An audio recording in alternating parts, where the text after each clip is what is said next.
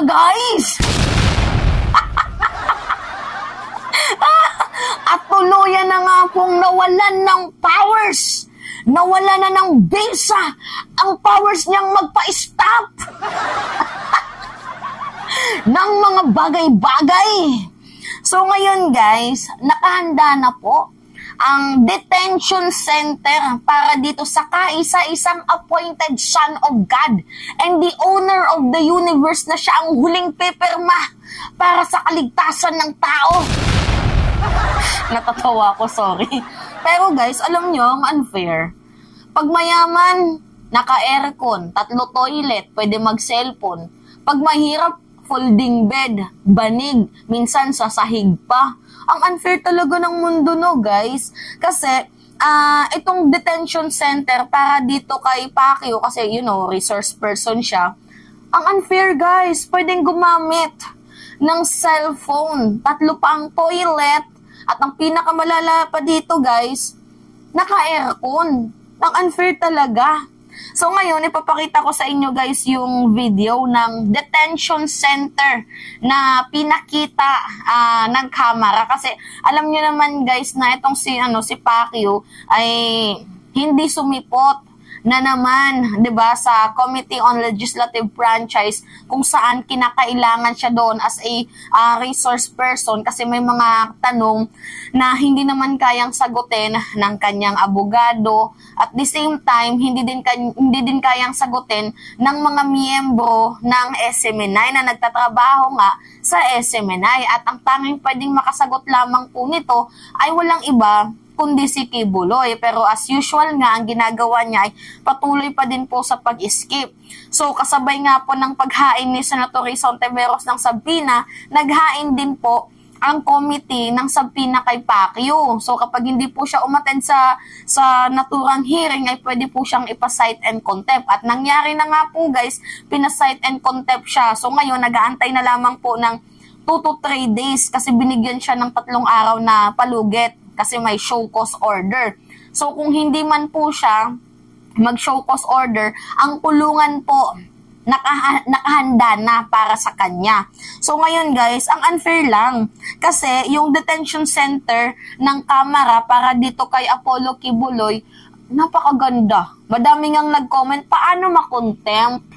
Madaming mga nag-comment kasi ang ganda talaga guys. Literal na VIP itong appointed son of God. Well, kung ako yung tatanungin, sana yung ano lang no, yung natural room lang.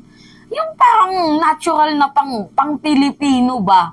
Hindi yung may pa-aircon, pwede ang gadgets, tapos 3 pa ang toilet. 'Di ba? Ang swerte niya naman kung makokontempt siya. Well, anyway, ito din naman yung sigaw ng taong bayan na makontempt, 'di ba, ma-detain itong si Apollo Kibuloy. So ngayon guys, ito yung yung video, panoodin natin Dito na po siya mag-stay. Babasahan din po namin siya ng aming guidelines. Katulad po nung kailan lang po ang visiting hours, yung po paggamit ng cellphone, at saka po yung mga authorized visitors. Pinahintulutan ng mga miyembro ng media na makapasok sa detention center ng Kamara kung saan dinadala ang mga inaarestong personalidad matapos mapatawan ng contempt. Itong detention facility na nakikita nyo sa aking likuran, dyan posibleng manatili ang religious leader na si Apollo Kibuloy kung hindi haharap sa Kamara hanggang araw ng Biyernes, March 15. Pinatawa ng contempt si Kibuloy dahil sa hindi pagdalo sa pagdinig ng House Committee on Legislative Franchises kaugnay ng panukalang bawiin ang prangkisa ng Sunshine Media Network International o SMNI. Si Kibuloy ang honorary chairperson ng network. Ayon kay House Secretary General Reginald Velasco, posibleng lumabas ang detention order laban kay Kibuloy sa Lunes o Martes, March 18 o 19. It will be ready by tomorrow, so it can be served by next week. It will be signed by the chairman of the franchise committee, and any authorized house official can sign it. So it's either me or the speaker can sign the warrant of arrest. May 2 air-conditioned rooms at 3 comfort rooms ang detention center sa Kamara. Sa kasalukuyan, okupado na ang isa ng resource person na site in contempt. Bakante naman ang katabing kwarto nito kung saan posibleng dalhin si Kibuloy. Equipped ang detention center ng CCTV cameras at monitored ng Legislative Security Bureau.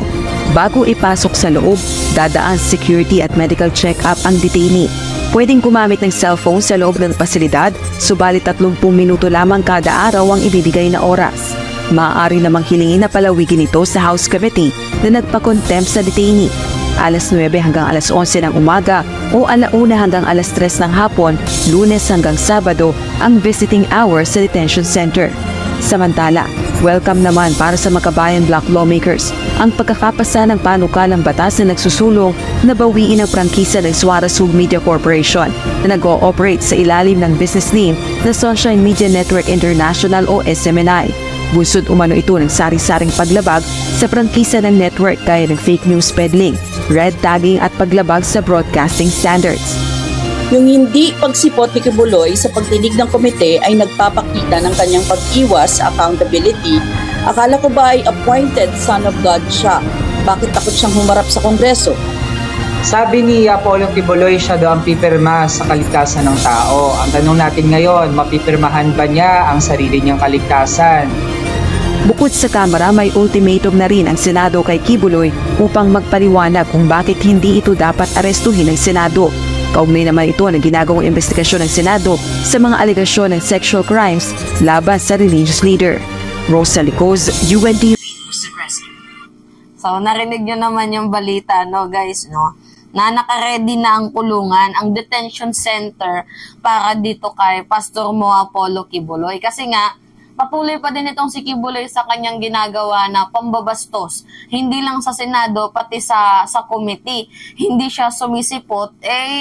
Kung, walang nilabag ang SMNI, hindi naman sila mapapatawag dahil unang-una nga dito, yung pagiging fake news nila.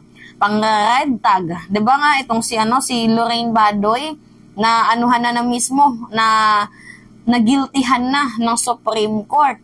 'Di ba? Dahil nga sa kanyang mga threats.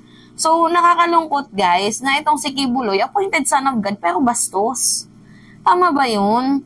So ngayon kailangan siya as a resource person wala talagang choice kasi kahit magkaroon pa man ng 20 hearing yan or 100, 1,000 hearing as long as wala talagang oras or wala talagang sa mood si Kibuloy na umattend, hindi po yan sisipot. So sabi nga nila 'di ba? Kung ayaw madaan sa maayos na usapan, idaan sa santong paspasan, which is talagang ginamit na, yes guys, ginamit na lahat ng karapatan ni Kibuloy. So wag niyang sabihin na hindi siya dumaan sa due process. Dahil nga dapat yung warrant of arrest, diretsyong nakapirma na.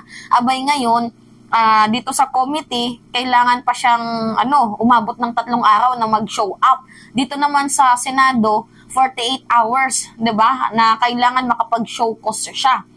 Any form of communication, written man yan, video or anything else, basta any form of communication, makapag-submit siya na kahit sa sa abogado niya as long as merong form of communication kung bakit hindi siya ipa-show cause. Dito naman sa Kamara, kailangan niyang sumipot.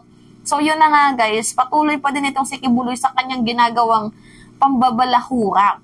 So alam din naman ata ng committee ng Kamara na hindi mag-show up si Kibuloy. So ngayon pa lamang naka-ready na po ang kulungan para dito kay Apollo Kibuloy.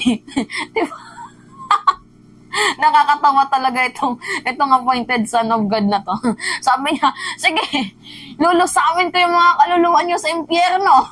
May pag ganun pong pagbabanta. Ngayon, siya yung malulusaw doon sa sa detention center. So anyway guys, yan po yung update ngayon na talaga nga namang ang aga naman ng pagre-ready. Diba? Matindi tong Kamara na to. Matindi. Anyway, ito yung mga pumirma guys.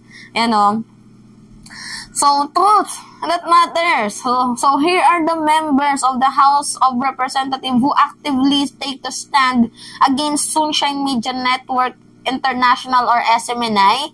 Nandito po, yan, yung mga picture na yan. si Tambunting, si Pimentel, si Suarez, si Acop, yan. Nandyan po yung mga pagmumuka nila. So, ngayon nga guys, wala nang ligtas. 'Di ba? Itong huling pipirma ng kaligtasan ng mundo, mukhang hindi na makakaligtas ang kahuli-hulihang taong pipirma para sa kaligtasan ng mundo. Which is si Kibuloy. 'Di ba? Ngayon, sabi nga ni Manuel, mapipirmahan niya kaya ang kanyang kaligtasan. So, yan po guys ang ating paka-aabangan. So, anyway, yung sa Senado kaya, naka-ready na din ba yung kulungan para dito kay Kibuloy? Kasi guys, hindi naman siya literally na ikukulong. I-detain lang siya hanggang sa magkaroon ng next hearing. Sabihin na lang natin, ma-detain siya sa Lunes, tapos yung next hearing ay aabot pa ng 15 days. So, 15 days siyang mag-i-stay doon sa detention na yon, hanggang sa mapatunayan kung guilty ba siya or hindi. And then after that, pwede mo na siya makalaya. Kapag napatunayan guilty siya, edi, yun na, kulong agad. Sana ganun din kabilis, no, yung kay Senior Aguila. Diba? Hindi yung umabot pa ng 5 months. Grabe, umabot pa ng 5 buwan or 6. Kung hindi pa tayong magkakamali, aabot pa to ng 6 to 7 buwan. Diba? Bago natin malaman ng ang buong kaso niya. Ang haba-haba na din po ng pinagdaanan ni Senator Rizong Tiveros. Well, yan po ang ating mga pakakaabangan dahil yan po ay mga exciting part. So anyway, it's me again guys, yung Ima Alicia nyo, at nagbabalik ulit para sa ating panibagong video.